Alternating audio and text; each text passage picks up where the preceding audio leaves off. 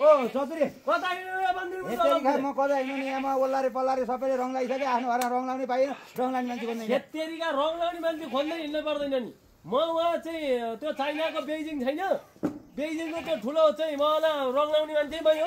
तैँले रङ लाउँदा जस्तो देख्दिनँ म खेततेरीका रङको काम कति गरेर चाहिँ म चाहिँ लग दारी पाक्न लागिसक्यो कस्तो कुरो गर्छौ हो र ल हिँडेन ल हिँड्दै ल अनि मलाई भन हिँडी आइ बन्दुक मित्र चाहिँदो कुरो नगर अर्काले रङ लगाएको ठाउँ चतुर्यले रङ लगाएर बस्छ भन्ने ठाने होला तिमीले ए अर्काले लाएर छोडेर त तँलाई खोज्दै हिँड्नु पर्यो न त तँलाई के रङ लाउने देख्यो म हातेर कुद्छु त न त दाम पैसा दिएन होला तिमीले भइहाल्छ नि के को दाम पैसा नदिनु दाम पैसा सहित लिएर भाएर पो अनि समस्या भएको त लौ त्यति लगाइदियो भनेमा यो रङ भन्दा स्ट्यान्डर्ड तरिकाले म रङ लगाइदिन्छु अब हेर तिमी मेरो मेरो रङ ला म तँलाई खाजा बनाएर ल्याउँछु ल कहाँदेखि चाहिँ सुरु गर्ने होला खेततेरीका ऐन यतातिर घाँचोकुच्चा लगाइसकेर चाहिँ यो दरारतिर चाहिँ लगाइदिनु पर्यो कालो कालो पनि रहेछ राम्रो नि हुन्छ होइन चतुरी किन भनिदिनु त त रङ लाइन भनेर दरातिर हेऱ्यो कालातिर चाहिँ यस्तो बिजोग छ यहाँ नलाएर यहाँ पो लगाइराखेर कहिले रङ लाउनु जाने के को चाहिने जानु त काल्न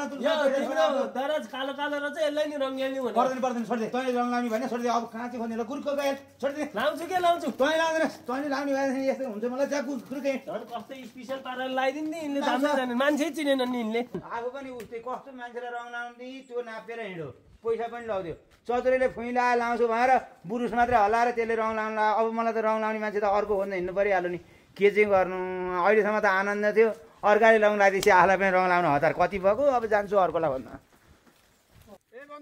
कता हो कता हुनु नि आफूलाई तनाव भइछ तिमीलाई यहाँ बेकारको तनाव के गर्नु एउटा रङ लाउनु लगाएको बिचैमा हेरी यताउता गर्दै हिँड्दियो एउटाले जान्दैछु भनेर भनौँ यहाँ मान्छे खोज्नु छ नगर म रङको ठेकदार के गर्नु पर्यो म मान्छे ल्याउँछु ल मान्छे छ तिमी छ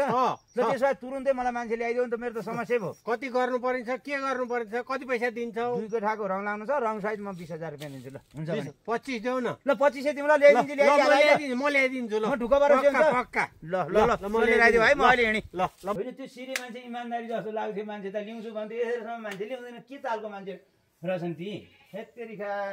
दाजु रङ लाउने यही हो ओहो आइसक्यो त हामी परिपक्व मान्छे हो अनि तपाईँ रङ लाउनुहुन्छ दाइ मजाले ल हो ल राम्रोसँग मेरो रङ लगाइदिनु हो होइन पैसाको हिसाब किताब क्लियर भइछ भइसक्यो त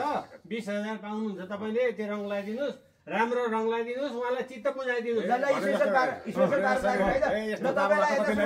तपाईँले राम्रोसँग रङ लानु भने 2,000 तपाईँलाई म बोनस पनि दिउँला ल त्यो अहिलेको कमिसन मलाई चाहियो 5,000 उसलाई 20,000 भन्यो तिमीले त ठाउँको ठाउँ 5,000 खाइदियो कहाँदेखि ल्याउनु पर्यो कति हाम्रो देशमा यस्तै छ भने काम गर्नेले पैसा पाउँदैन तिमीहरू जसले पैसा पाउँछ ल 1 2 3 4 5 लाख धन्यवाद राम्रो चित्त हेर्नु चित्त बुझाएर अलिकति काम बिग्रियो भने राम्रो काम गरेर भने 3,000 म छु